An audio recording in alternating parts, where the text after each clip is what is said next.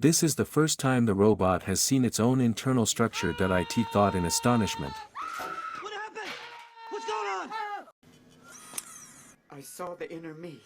The scientist quickly took out a piece of silicone and affixed it to the robot's skull. With a few simple needs, he molded a human face, then implanted artificial hair follicles on the scalp. Thus, the robot acquired an appearance similar to a human's. Looking at the unfamiliar reflection in the mirror, Andrew felt an indescribable sense of wonder. You know, before his master bought him, he was just a piece of metal. On his first day in the new home, the master named him Andrew in front of the family, instructing his wife and daughter to treat him as a family member. However, the eldest daughter always saw Andrew as just a machine. Despite his diligent service, she resented his presence. Therefore, Andrew received his first command: jump out of the window. Without hesitation, he obeyed. By the time his master found him, he was nearly destroyed. When asked what happened, Andrew was evasive. Although he was not adept at lying, his master guessed the truth from his expressions. Amanda, Grace, downstairs right away. It was the first time the master had spoken so sternly to his daughter. He firmly told her that she was not allowed to issue any more commands that would harm Andrew. In the master's eyes, once considered a part of the family, even a robot deserved respect. The eldest daughter, scolded, cried and ran upstairs in anger. The wife also disapproved of her husband's actions. In protest, she forbade Andrew from staying in the room. Considering family harmony, the reluctant master had no choice but to arrange for Andrew to stay in the basement.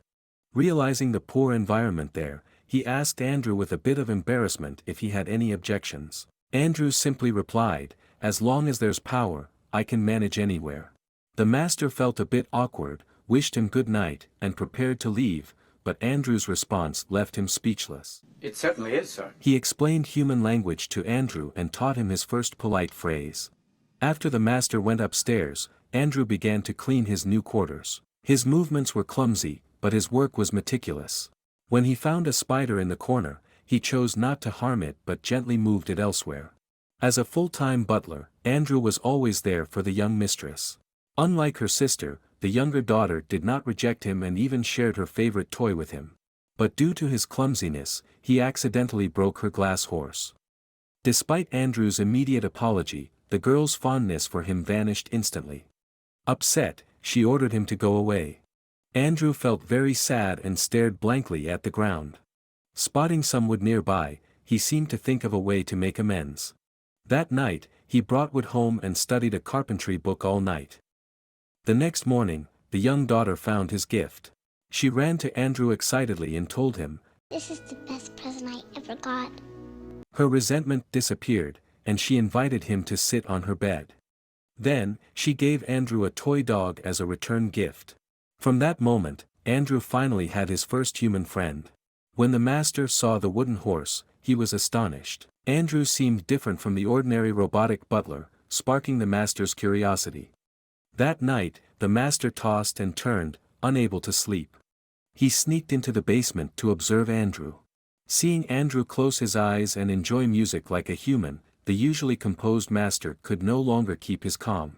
He took Andrew back to the robot company and told the manager about Andrew's extraordinary abilities. The manager became nervous upon learning of Andrew's intelligent behavior, realizing the seriousness of the situation. Such intelligent robots, if made public, could cause public panic and negatively affect the robot market. He immediately offered a high price to buy back Andrew. When asked why, the manager candidly expressed his intention: he wanted to dismantle Andrew to understand the cause of the anomaly and prevent robots from impacting human usage. The master's response left the manager speechless. "Listen, personality is priceless. He's my robot, and you shall not touch him, good or bad. Understand?" The master's reference to Andrew changed from "it" to "he." That night, the master voluntarily became Andrew's mentor, teaching him basic human knowledge like a child. He explained how humans reproduce, the cycle of life and death, and even necessary social jokes. Although Andrew learned to tell jokes, he was not adept at timing. The whole family laughed, but because he blurted out the punchlines directly. Besides the master's careful guidance, the younger daughter often taught Andrew to play music.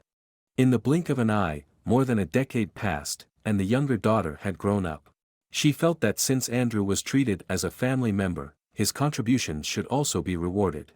After much thought, the master took him to see a lawyer friend. With the lawyer's help, Andrew got his own bank account. His finely crafted wooden sculptures were sold at high prices, and soon Andrew had his own savings. The younger daughter often ran to the basement to watch him create, just like when she was a child. However, recently, she behaved unusually. She told Andrew that her boyfriend had proposed the night before.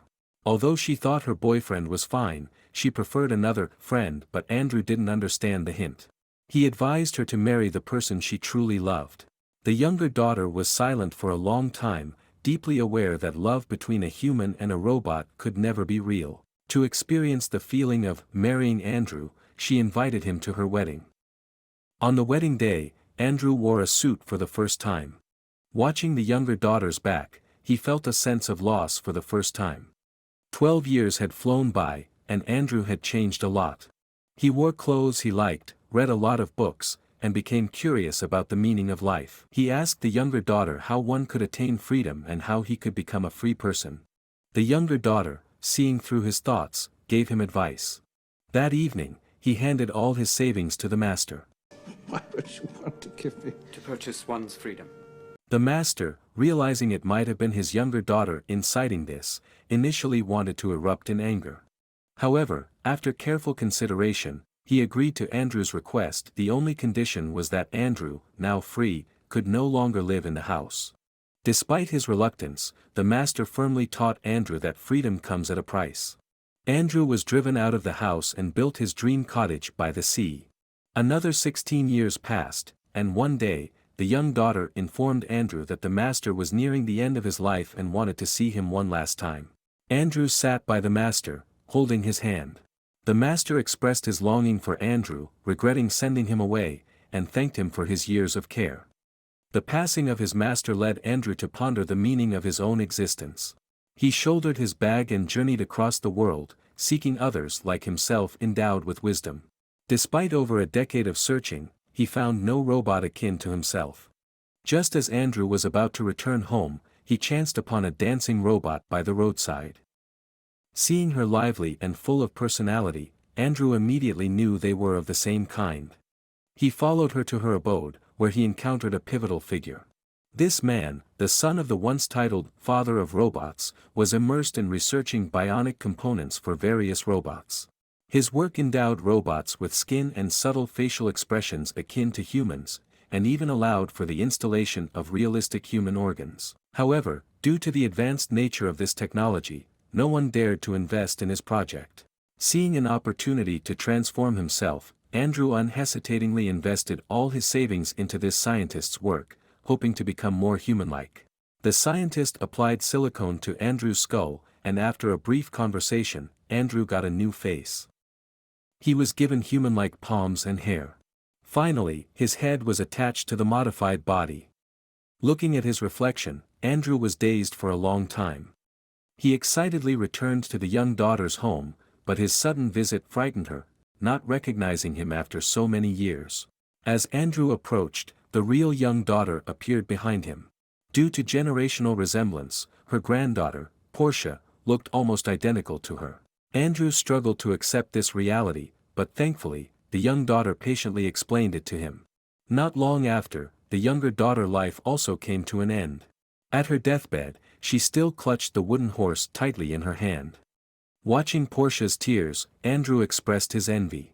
He felt great pain but couldn't express it. To truly possess human emotions, Andrew sought the scientist again and shared his idea. He presented a hand-drawn blueprint, a combination of mechanical and biological elements, using the knowledge he had acquired. Andrew planned to use himself as a test subject to become a real human. He devised a central nervous system that would allow him to feel emotions and desires clearly, possessing emotions identical to humans. Before the surgery, Andrew specially found Portia for a long conversation. On the operating table, Andrew spoke non-stop, nervous that he might never wake up again. The scientist, annoyed by his babbling, scanned him with a device, and Andrew immediately quieted down. Upon waking, Andrew's first act was to find Portia. Poke me in the eye, Portia. You're crazy. Poke me in the eye! Ow! Andrew experienced pain for the first time and was ecstatic. He felt like a real person and excitedly kissed Portia.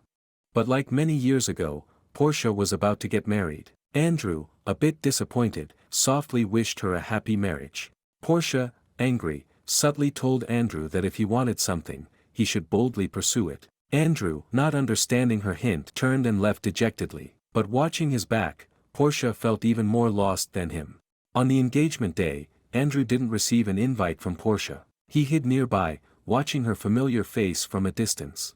Not only was his heart broken, but the waiting Portia was also very anxious. Andrew lacked the courage to appear, primarily because he felt he wasn't truly human yet. Just when he was at a loss, the scientist combined his technology to find a way for Andrew to have 100% human functionality. After another transformation, Andrew found Portia again. She was preparing for the wedding venue, and her eyes sparkled upon seeing Andrew. Understanding the unspoken words, Andrew abandoned his usual rationality and grace, and kept expressing his love to Portia. Even when she turned away, he boldly grabbed her hand, and despite her impatience, Andrew continued to express his feelings. He admitted his jealousy of Portia's fiancé and confessed that his longing for her kept him awake at night. Begging you. Begging is supposed to be humiliating. I don't care. I love you, Portia. I loved you the very first moment I saw you. Ultimately, Andrew's persistence won Portia over. However, Portia had new worries. He wasn't a real person, they couldn't officially marry and might face societal scorn. It seemed their perfect love was again threatened by worldly rules. Unable to change himself further, Andrew chose to change the world.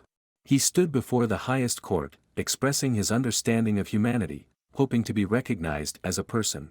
However, people viewed him as a machine, politely giving him a chance to speak. Well, Andrew, society can tolerate an immortal robot, but we will never tolerate an immortal human. The judge denied his request. Despite the lack of social recognition, Portia chose to stay with Andrew. Their life was full of challenges and difficulties, but their love deepened. Years later, Portia aged, while Andrew maintained his original appearance. He once suggested that Portia use artificial organs to live forever like him, but Portia believed in respecting the natural cycle of life and death. One night, Andrew couldn't sleep. He found the scientist again, volunteering to give up immortality. The scientist injected him with a new invention, and from then on, Andrew also began to age and face death like humans. Andrew stood in court again, declaring to the world that he was no longer an immortal robot but now had a body susceptible to aging and death, requesting recognition as a human. As Andrew lay dying, Portia asked why he insisted on appealing. Andrew said his thought was simple, he just wanted their love to be acknowledged by the world. When the judge finally declared Andrew human, his life was already at its end. He left the world with a smile. Watching Andrew, Portia asked the nurse to turn off her life support machine and sincerely thanked this robot who had become indistinguishable from humans.